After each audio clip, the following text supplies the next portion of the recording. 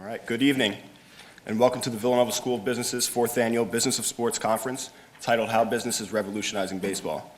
My name is Tom Tesaro, and on behalf of the Clay Center Executive Committee, thank you immensely for joining us as we ensure a very enlightening and inspirational forum. The purpose of tonight's event is for Villanovas to come together and learn from the copious experiences of our consummate guests. As aspiring businessmen and women, we shouldn't solely focus on the end result of accumulating awards and distinctions throughout our future careers.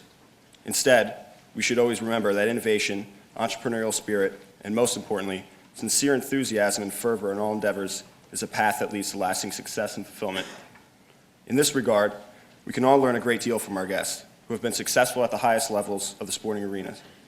Last week, the Villanova community was greatly saddened by the loss of a loyal baseball fan who personified the university's Ignite Change mantra to a T, Father William McGuire, a true Renaissance man. I had the pleasure of speaking with Father McGuire on several occasions over my 3 years as a Villanova baseball player. His sincere interest in helping others achieve their goals was quite admirable. Father McGuire wasn't consumed by material goods in the least, nor was he wrapped up in the extraordinary service which he exemplified at Villanova. Instead, he demonstrated, time after time, his generosity and care for others' well-being. In honor of Father McGuire, let's pledge to adopt, as true Villanovans, the same humility and zeal in all that we do. Tonight, we have the great opportunity to broaden our horizons by learning from those who have exhibited the same as Father McGuire in their respective paths to victory. Thanks so much for your time, all the best, and we hope that you enjoy tonight's proceedings.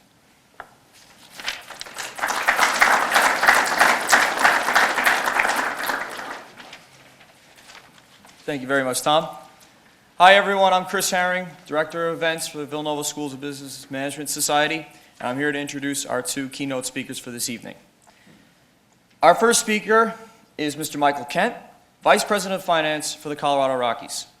After graduating from Villanova in 1979, Mr. Kent worked briefly as an accountant with Deloitte, Haskins & Sells in Long Island, New York. It would not be long afterwards that he ventured into the sports industry, making his way south down I-95 to work as a member of the Philadelphia Phillies organization in 1982. During his 10-year span with the Phillies, he utilized his financial planning expertise to work his way up the corporate ladder to the position of controller. In 1992, prior to the start of the Colorado Rockies expansion season, Mr. Kent moved west and accepted a position in the team's front office where he's been for the past 2 decades. During that time, the Rockies have grown as an organization and have reaped the benefits of recent accomplishments, highlighted by a National League pennant and a World Series appearance in 2007. All the while, Mr. Kent serves as a key financial strategist for the franchise and a prominent leader in the world of sports management. Shifting to the American League, Rob Gilardi currently serves as Vice President of Finance for the Tampa Bay Rays. Like Mr. Kent, he's also an esteemed VSB graduate. He earned his bachelor's degree in accounting in 1989, worked arduously to become a certified public accountant, and spent over 7 years working at Ernst & Young, where he became a senior manager for the firm's Assurance and Advisory Business Services Group. Mr. Gilardi then entered the cable services industry, where he spent another 7 years working for Comcast, eventually leading the Maryland, Delaware, and Richmond region as Vice President of Finance. Mr. Gilardi would eventually make his way to focus on America's pastime and accepted the Vice President of Finance position with the Rays in 2007. His responsibilities in the front office include monitoring the organization's finance and accounting operations.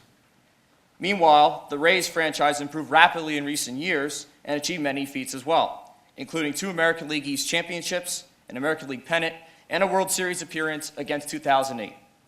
Mr. Gilardi's combination of financial proficiency and managerial skill make him an integral member of the Rays front office and a champion for success in Major League Baseball. And so without further ado, leading off our 4th annual Business of Sports Conference, please welcome to the podium Mr. Michael Kent.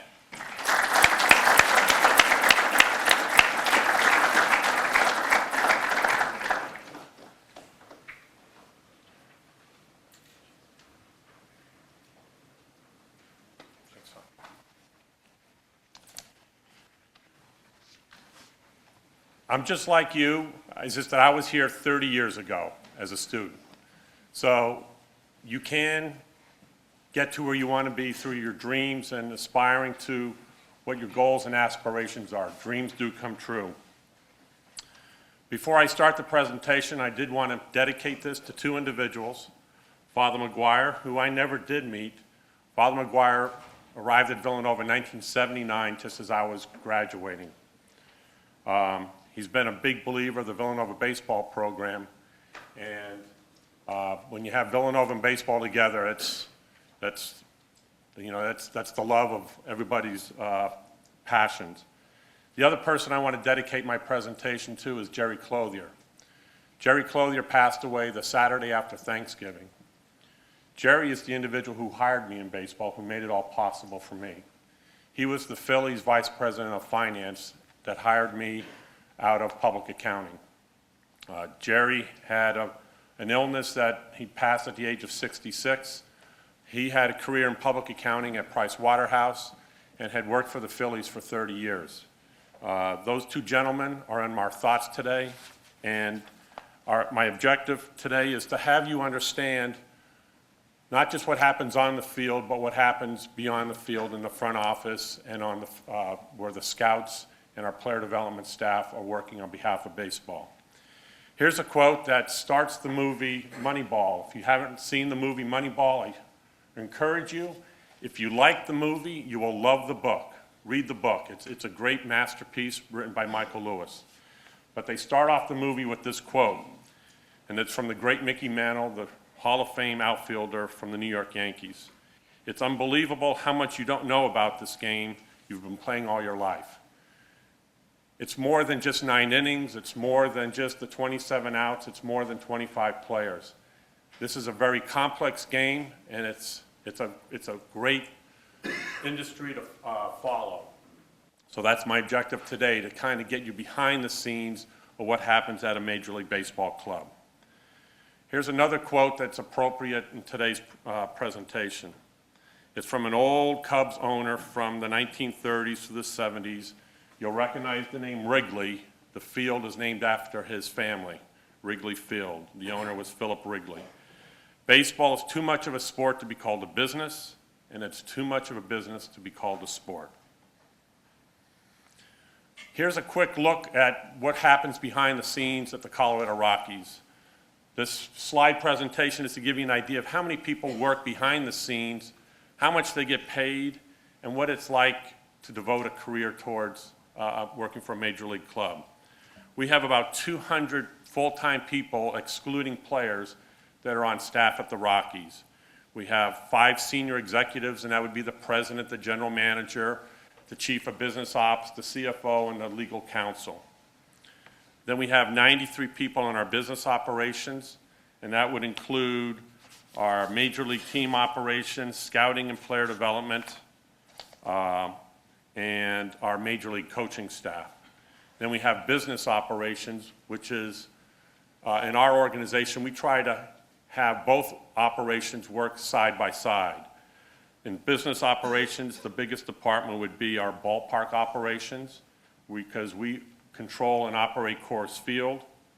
And then ticketing would be the next largest department, followed by by marketing and business ops. And then everybody focuses on the major league players. And you think of the 25-man roster. Well, there's actually more. John Rico will maybe speak to this as well. There's 40 players in each organization that are controlled under a major league contract. Those players get shifted up and down within the major league season. So in 2011, we actually had 58 players that had spots on the 40-man roster. And then there's the full complement of minor league players to fill out 6 minor league teams. So when you add up all the full-time people at the Colorado Rockies, we're over 400 people. And that doesn't even include the ushers, the ticket takers, all the part-time people that are really greeting and touching all of our fans. And what I wanted to also share with you is what the compensation levels are. Everybody wants to be a big league player since they were a little kid. You can have a career in the game, but most of the money is made by those big league guys. If you get to be a senior executive, you know, you're at the top of your level, just like you would be in a Fortune 500 company, you're going to be very well compensated. But you can see also in this slide that the median salary for all our full-time staff, for the 100th person in the organization, in terms of tenure, they're making $52,000. They have focused that this is what they want to do for a career, but that's not a lot of money. There's a lot of graduates from Villanova University that will go into their first job, whether it's in Wall Street or corporate America, their starting salaries are probably going to be very close to that starting salary of somebody who's been working there 9 to 10 years. So the people that work in baseball don't necessarily work for the money. They do it for the passion of working in the game. And that's who I am. When I started working in baseball, I didn't do it for the money. I've done it now for 30 years, and it's my passion. And Mr. Larry Shane, he was the head baseball coach. Larry, could you stand up? Larry was the baseball coach here at Villanova when I was a student. And Larry, I told Coach what my career aspiration was, and he helped me, he guided me. And, you know, it takes a lot of luck. There's a lot of perseverance, but you need to be patient. It doesn't happen overnight. It's something maybe I wanted to do right out of college, but I needed to get some foundation. I worked in public accounting for 3 years. To build that on your resume, so when that job opening does occur, that gets you the person's attention that you are a well-qualified person for that job opening.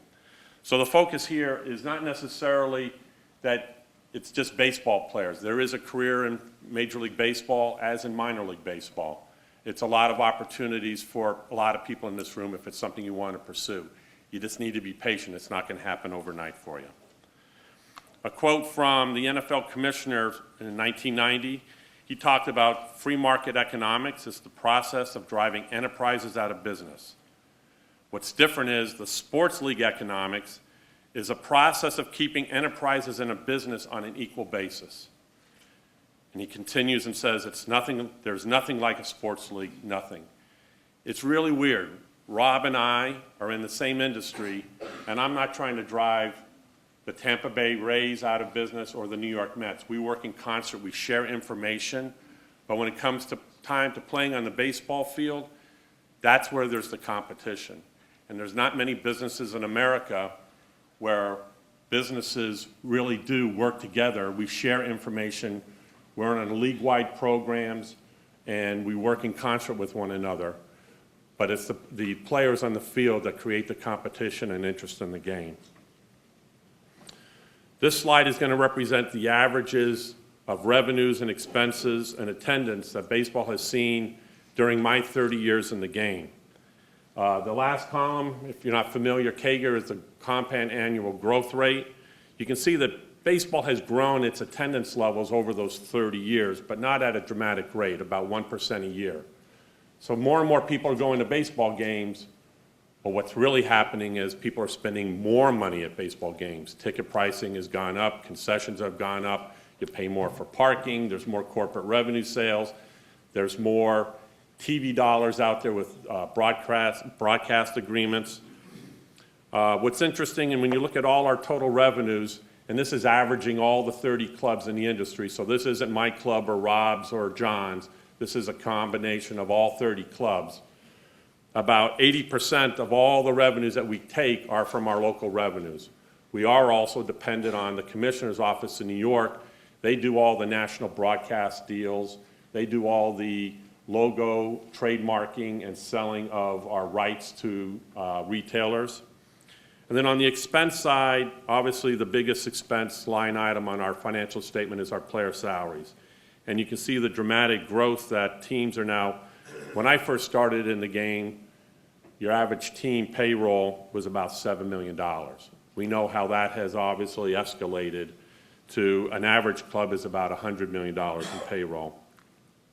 The interesting number that when you look for metrics in baseball is that 50% level, and that's referred to a lot, whether at ownership meetings or in finance meetings or when we're constructing budgets or long-range plans, that we want to have. You look at your revenue base to see how much you can support on a player payroll side. So that 50% number comes up quite frequently when we do our models.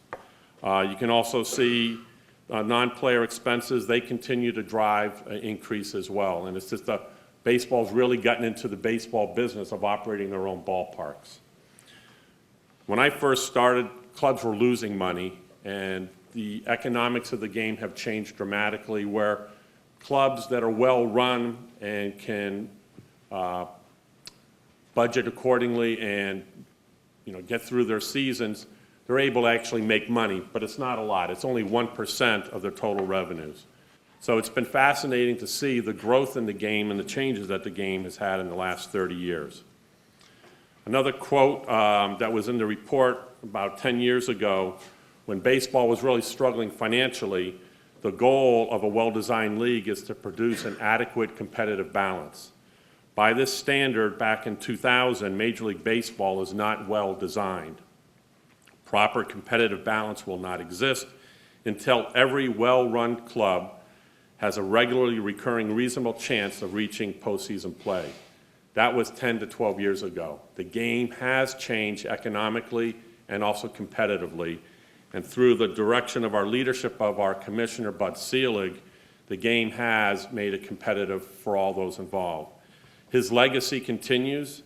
Just a couple weeks ago, the Major League Baseball owners approved to extend his contract through the 2014 season. He has led our industry since September of 1992.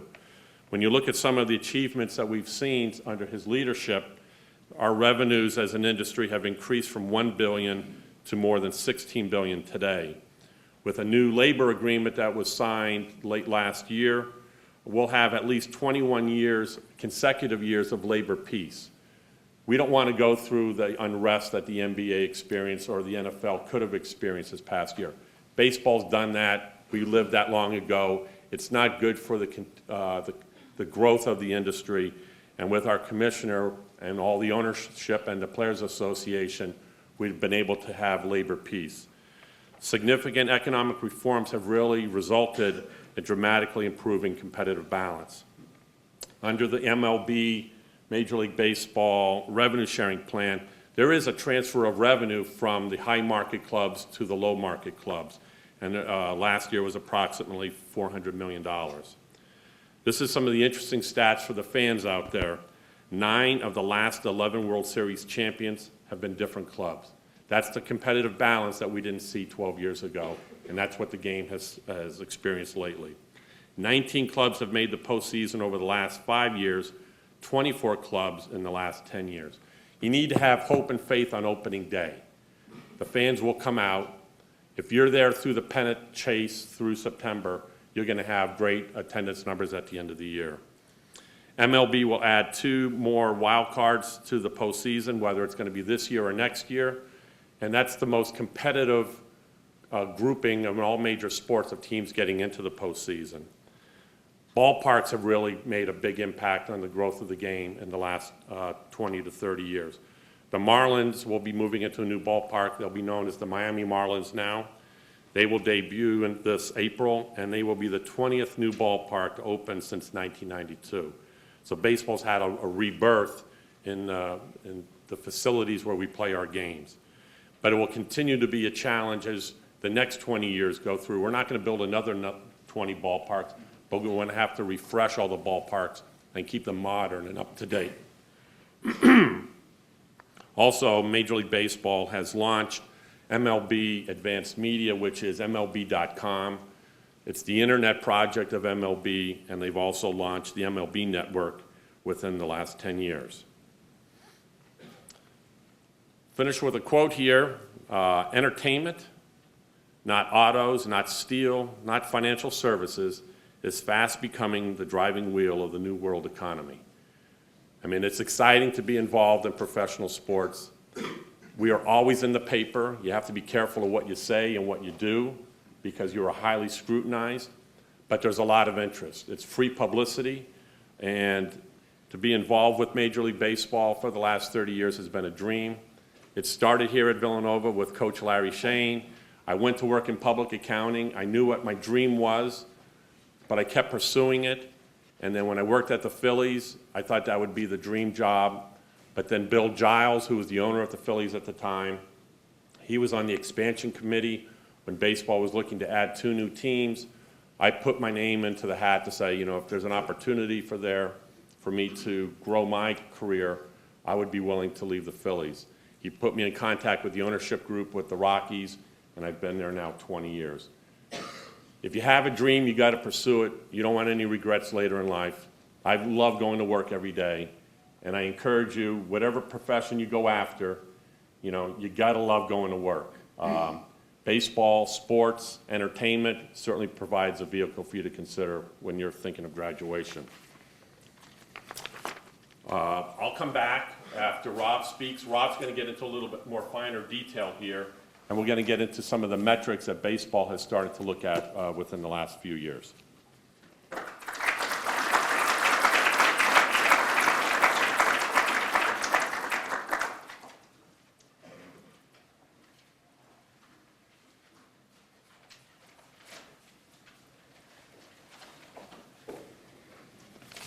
All right, it's a great privilege for me to speak here tonight.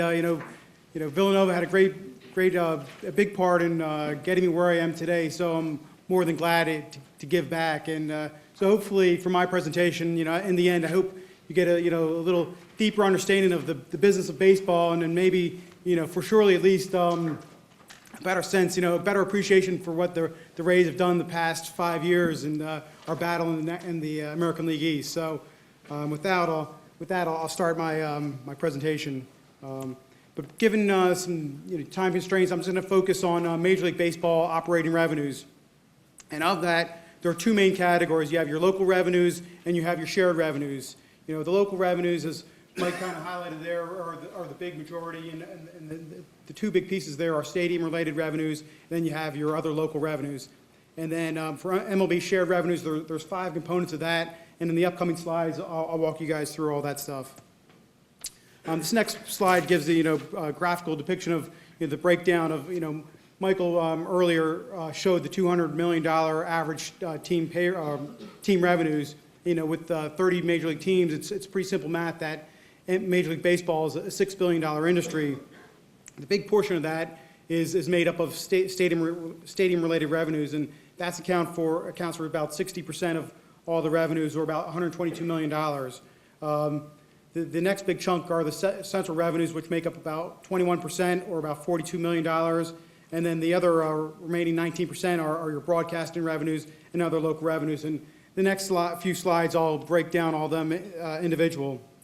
Starting with stadium-related revenues, there's 5 components there. You have your ticket sales, and this is pretty much everyone's familiar with all this stuff. Your ticket sales, your concession sales, your parking revenues, your advertising and sponsorship, and then your suite revenues. So, how does that all fall out? Your gate receipts, your ticket sales make up 62%, or about $76 million. Boy, would I love to have $76 million in gate receipts, but, that's a battle we face every year. Advertising is the next big chunk, and that's primarily made up of your signage and naming rights for ballparks. And then after that, concession revenues make up about 11%. Suite revenues make up about another 9%, or $11 million. And then the last small chunk is parking revenues with about 2%. And to give you guys a good perspective of what the Rays face every year, the Yankees suite revenue is greater than our whole pie, our whole stadium revenue. So that's what we have to face every year. As for other local revenues, the big chunk of that is your licensing of local and TV broadcast rights. Overall, that accounts for about 18% of total revenues, or about $37 million. And then the other small piece is your other local revenues, which are your spring training revenues and your retail store revenues. But that really is not a big revenue driver, accounting for only about 1% of the total.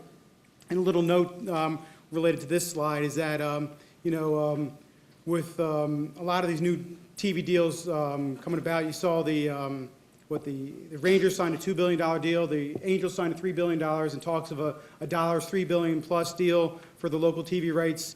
This category is going to be the big driver, I think, in future team revenues. And what's corresponding with that, you see, no longer are the Yankees, Mets, and Red Sox being the big player and going after the marquee players.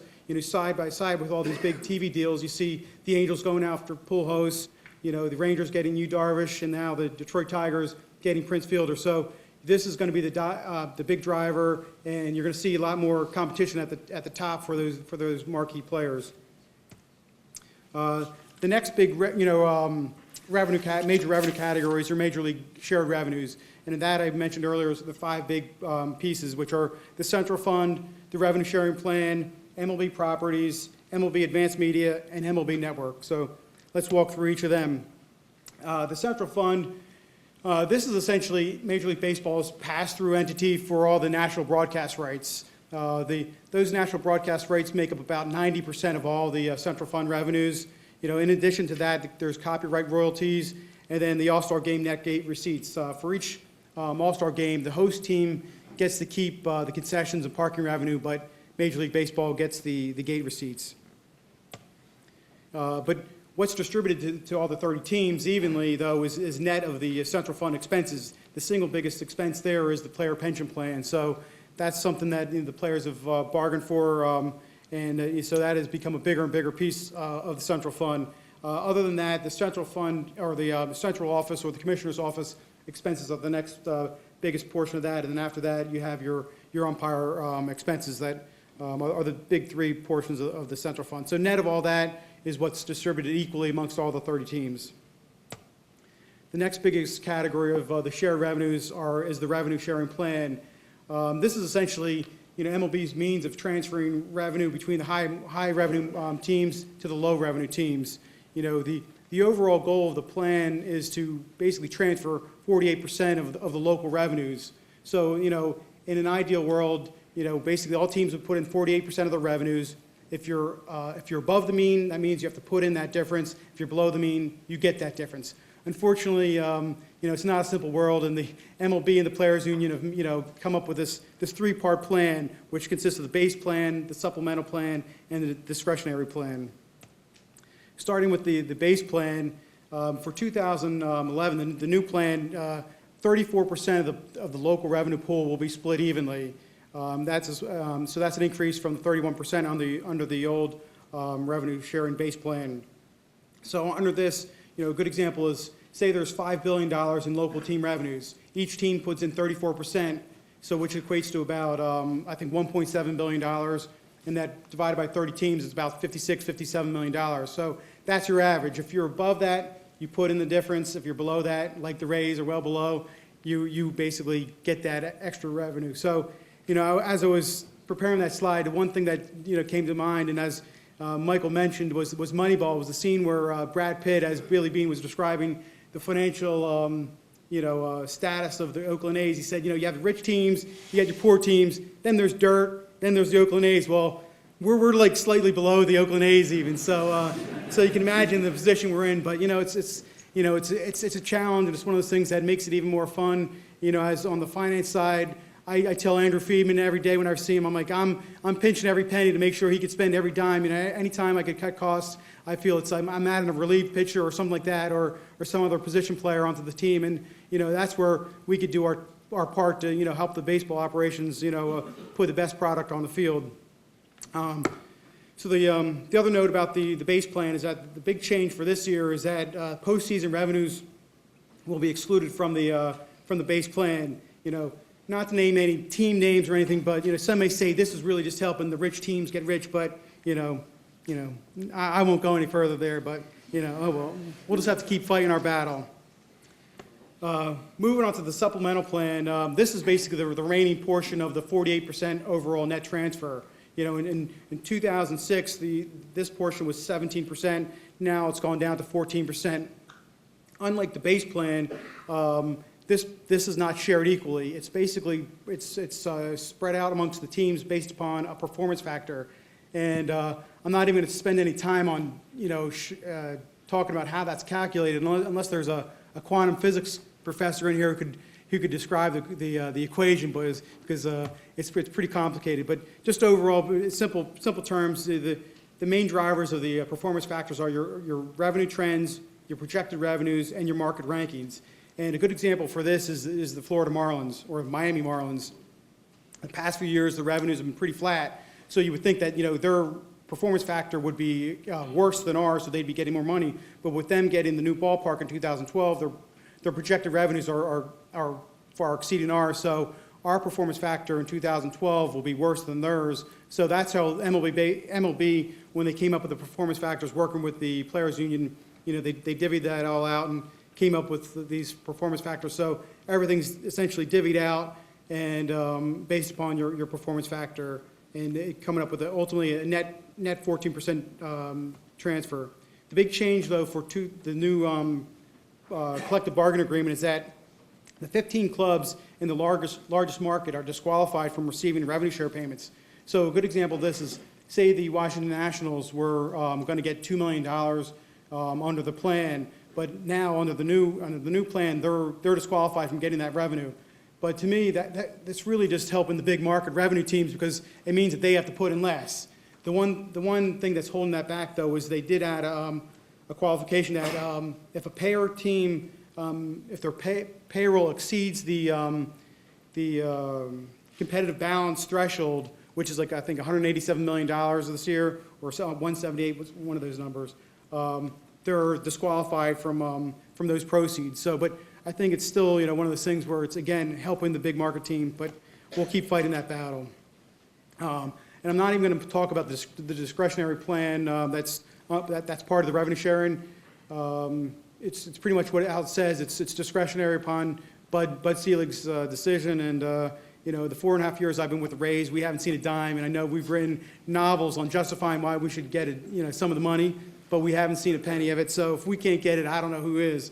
So anyway, the next big shared revenue is Major League Properties. All the teams own their own trademarks. However, Major League Properties acts as the agent to license them. They're selling everything from sporting goods to apparel to video games, and that's primarily in the U.S. On the international side, the big driver is the international broadcast rights for TV, all the way down to Far East, down to South America. The broadcast rights there, and the split there is about 2/3 are domestic U.S. sales, and about the remaining third is the international sales. The nice thing for the Rays, though, here is that all the net income is shared equally. So even though you have all the Yankees, Red Sox, Mets jerseys out there, we still, each team gets 1/30 of the pie there. So we get a little justice there. The next shared revenue is Major League Baseball Advanced Media, or BAM. In 2000, each team seated, basically, BAM operates all the teams' websites, and they control the interactive media rights as well. As I said, they operate MLB.com and the websites, and with similar with all websites, the big drivers are advertising sales, but more and more now with the iPad and iPhone sales, the applications for the at-bat and game day applications are being a big driver of revenue as well. In addition to that, ticketing sales and merchandise sales, are another component of the BAM sales. And the other interesting thing, though, is that through October 2011, more than 2 billion visitors were to the MLB sites, and over 25 billion page views were made. So it's pretty impressive. The last shared revenue I was going to talk about is the Mlb Network. In 2009, this network was launched, and it's already had a lot of great success. It launched to about 50 million subscribers, and it's already exceeding 67 million homes, which is the largest for any of the major league sports networks.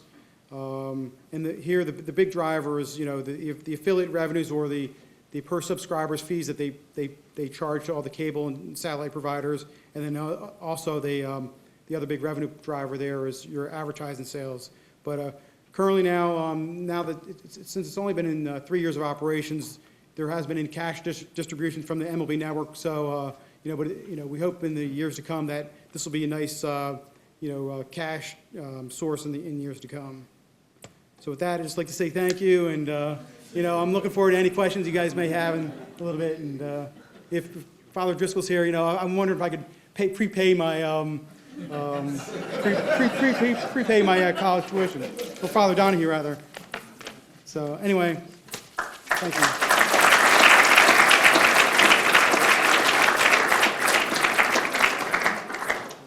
Nick. Nick. What's up? Mr. Kent, you're fine. Start up.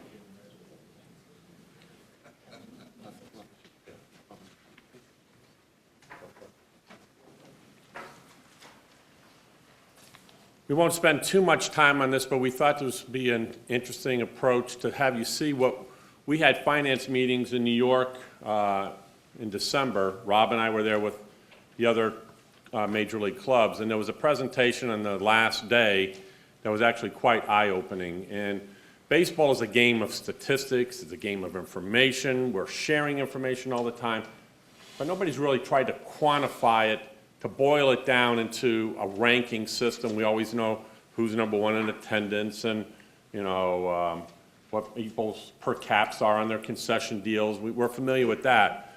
But baseball, at New York, Office of the Commissioner, hired 2 MBA students out of NYU to work with the finance department in New York to extract all this information that we keep sending to New York and try to build a model. And I just wanted to share with you, we won't get into too much detail because time doesn't really permit, but this is what we've only had access before. Forbes magazine, about 15 years ago, came up with their valuation system, and they do it for all the sports as well. They do it for the NFL, the NBA. I think the NBA might even been released today. But this is the MLB team valuations, and what I've done is taken the information that was in their most recent release, and that was back in April of last year. Rob's Tampa Bay Rays were number 28 out of the 30 clubs. We'll focus on the Colorado Rockies. I'll speak to them. We're 17th, so we're kind of like middle of the pack when you value all the franchise. They came up with their valuation system and to determine a breakout between sport and market and stadium and brand, and came up with a total team value. And for our club, our owner is the Charlie and Dick Montfort, and the team valuation by Forbes says it's about $414 million. They come up with this all on their own. They don't contact us. This is a major publication that people really rely on. They're dreaming up numbers. They're not that far off. Without doing any homework, they've done a pretty good job. What's interesting, and then I've added a couple columns to this, is kind of compare the purchase price of that current ownership group. So in our case, Charlie and Dick Montfort bought the Colorado Rockies for $95 million. That was the expansion fee paid in 1992. So as you look at baseball as an investment, they've had an 8% CAGR rate, compound annual growth rate, since they bought the team. Now, comparing it to the other club I used to work for, the Philadelphia Phillies, Bill Giles and his syndicate of owners, they bought the team for $30 million in 1981.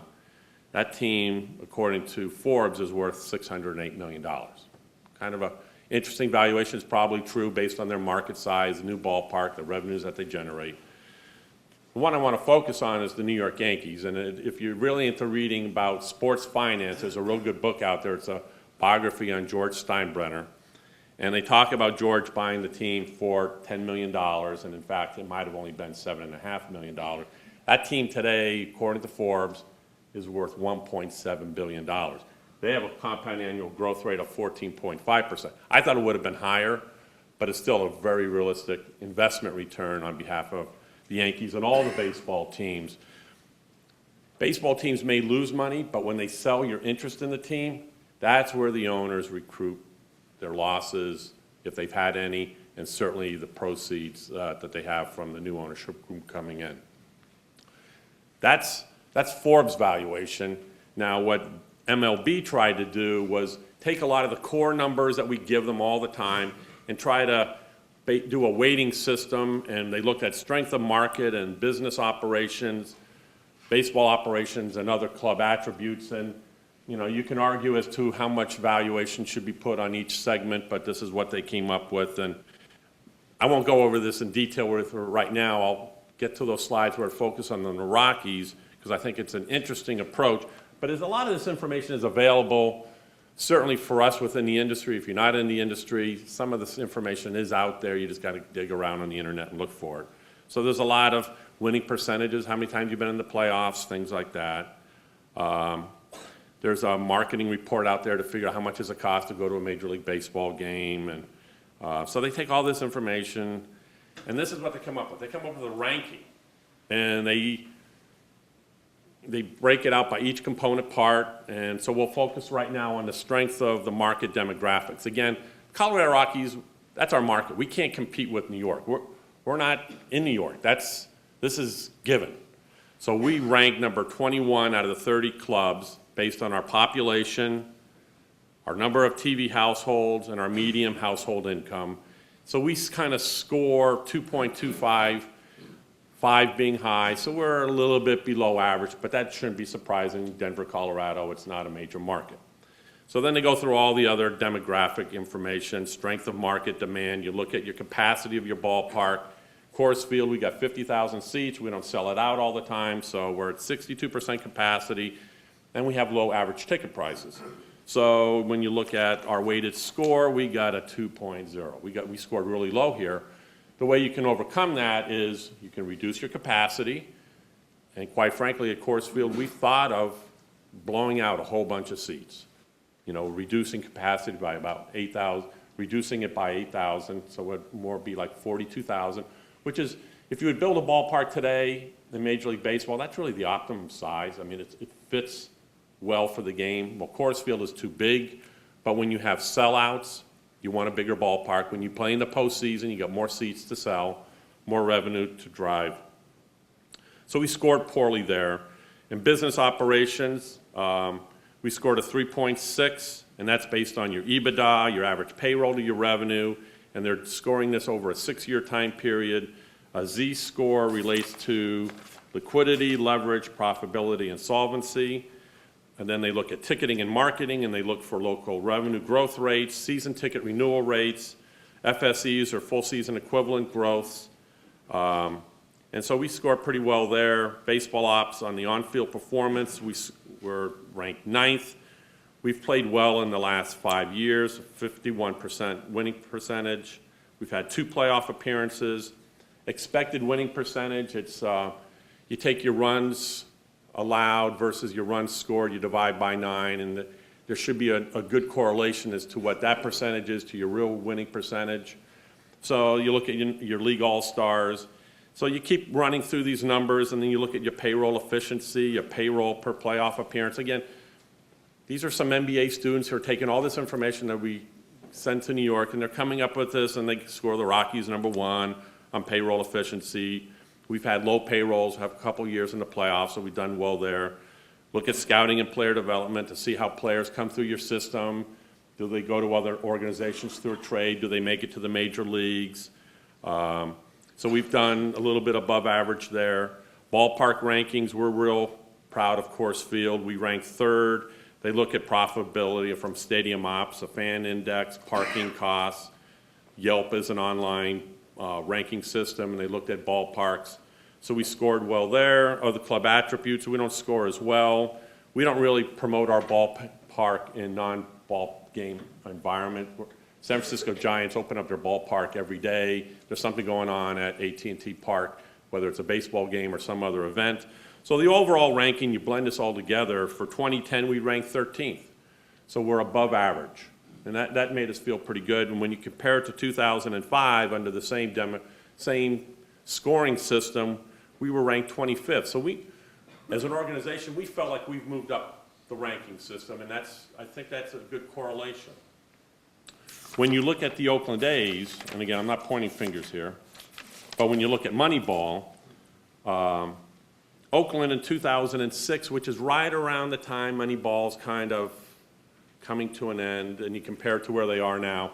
Moneyball, Oakland A's, 2005, they were 6th in Major League Baseball. They were getting a lot of notoriety. This is the model. This is what you got to do. Today, 2010, they're 20th. So it was a good model at the time. I'm not sure it's applicable today. There's different theories and different arguments. But my point, what I wanted to focus here is, for the first time in my career, I've seen all this information that we've been storing and sending to baseball. Somebody's actually now compiling data and ranking it in a format that kind of looks at to see how well your business is operating. It's like an assessment ranking system. And it just goes to show that we've come a long way in the 30 years. And I'm just giving you guys credit out there. Wherever you go in business, take the applications that you learn in school and apply them to your workplace. Here's a quote from George Steinbrenner, the late George Steinbrenner, the Yankees owner, dating back to 1973. What has happened is that all your life you operated businesses in such a way that you could one day afford to buy a baseball team. And then when you buy the team, you forget all the business practices that enabled you to buy it. It's our jobs, Rob, John, all those in Major League Baseball, is to help control our owners. They want to win so bad. They are pursuing pennants, and we got to control them to remind them that, I mean, this is a business, and you can lose a lot of money. When I worked at the Rockies 10 years ago, we signed 2 bad contracts, Mike Hampton and Denny Nagel. It didn't work out for us. It put us in a hole for 4 to 5 years, and it just sets you back. And you need the discipline in this game to be able to say no. And it's such an interesting business, and the business practices that you're learning in your classroom, we're finally getting to work in, certainly in Major League Baseball.